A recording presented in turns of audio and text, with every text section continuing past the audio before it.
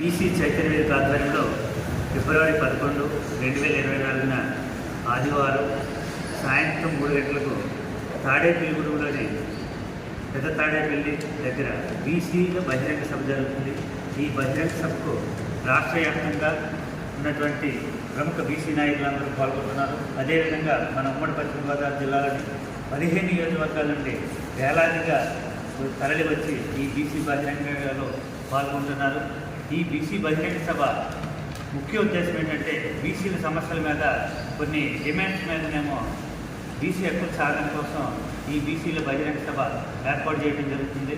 ఎందుకంటే స్వాతంత్రం వచ్చి 75 సంవత్సరాలు అయినప్పటికీ కూడా ఇప్పటి వరకు జనగణనలో సమగ్ర కులగణన అనేది జరగకపోవడం బీసీల దురదృష్టకరం.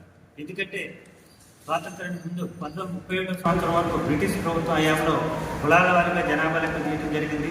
తర్వాత 1937 తర్వాత మనకు స్వాతంత్రం వచ్చి 1951 నుంచి సెన్సస్ తీసుకున్నప్పుడు కూడా కులాల వారిగా లెక్క తీయకపోవడం వల్ల బీసీల జనాభా నిర్దిష్టమైన జనాభా శాతం తెలియనందువల్ల బీసీల రిజర్వేషన్ల కోటా కోల్పోతున్నామని సందర్భంగా తెలియజేస్తున్నాం. అదేవిధంగా మహిళా రిజర్వేషన్ బిల్లులో బీసీ మహిళలు కూడా సబ్ కోటా కేటాయించాలని ఈ బీసీ చైతన్య వేదిక ద్వారా మేము డిమాండ్ చేస్తున్నాం. ఎందుకంటే మహిళా బిల్లు అంటున్నారు కానీ దాంట్లో నిర్దిష్టమైన సంఖ్య బీసీలు కేటాయించుకోవడం వల్ల అవి కూడా ఓసీలే కాజేసే అవకాశం ఉంది. ఎందుకంటే ఇప్పటికే చట్టసభలో రిజర్వేషన్ లేనందువల్ల ఏవైతే అసెంబ్లీ కానీ లోక్సభ కానీ స్థానాల్లో అధిక శాతం ఓసీలే మా బీసీ సీట్లు కాజేయడం జరుగుతుంది. 2-3% ఉన్నవారే ఈ దేశాన్ని కానీ ఈ రాష్ట్రాన్ని కానీ పరిపాలిస్తున్నారు. కనుక చట్టసభల్లో బీసీలకి అదేవిధంగా మహిళలకు కూడా సపోర్ట్గా ఉండాలని సందర్భంగా డిమాండ్ చేస్తున్నాం.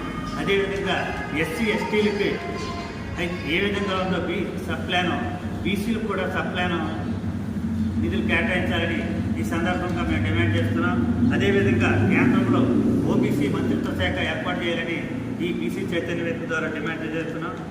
అదేవిధంగా బీసీ ఉద్యోగులలో ప్రమోషన్లో రిజర్వేషన్లు కల్పించాలని మేము డిమాండ్ చేస్తున్నాం. అదేవిధంగా స్థానిక సంస్థల్లో బీసీ రిజర్వేషన్లు గత ప్రభుత్వంలో 34% ఉండగా మొన్న జరిగినటువంటి వైసీపీ ప్రభుత్వం హయాంలో జరిగినటువంటి రిజర్వేషన్ స్థానిక సంస్థలని 34% నుండి 24.5% కుదించడం వల్ల మేము మన ఆంధ్రప్రదేశ్లో దాదాపు 16,000 మంది స్థానిక సంస్థల రిజర్వేషన్లు కోల్పోయారు.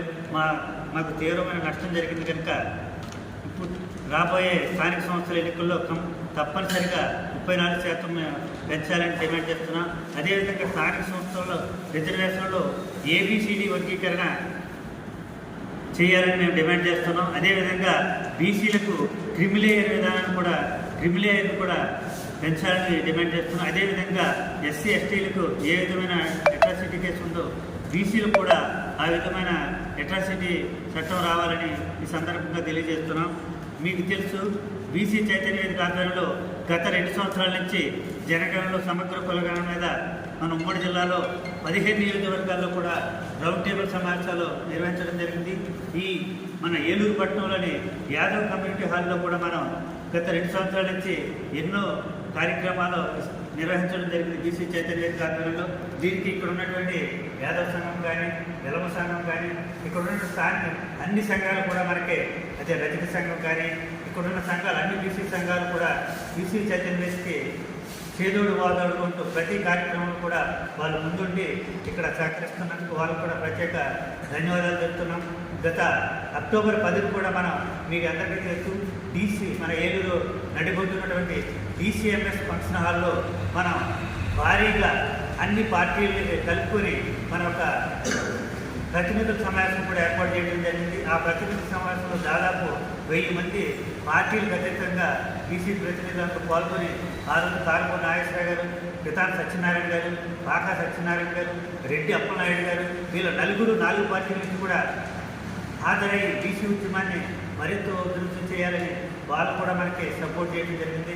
కనుక ఈ బహిరంగ సభకు కూడా వేలాదిగా తరలి వచ్చి బీసీ బహిరంగ సభను జయప్రదం చేయాలని కోరుతున్నాం. ఎందుకంటే ఈ బీసీ బహిరంగ సభకు మన ఉమ్మడి జిల్లాలో ఉన్నటువంటి తారపూర్ నాగేశ్వరరావు గారు, అదేవిధంగా పితాన్ సత్యనారాయణ గారు, అదే మన జిల్లా పరిషత్ చైర్పర్సన్ గట్టా పద్మశ్రీ పద్మశ్రీ ప్రసాదరావు గారు వీళ్ళంతా కూడా అటెండ్ అవుతున్నారు. అదేవిధంగా రాష్ట్రంలో ఉన్నటువంటి బీసీ మంత్రులు, బీసీ ఎంపీలు వీళ్ళంతా కూడా ఈ సమావేశానికి హాజరవుతున్నారు.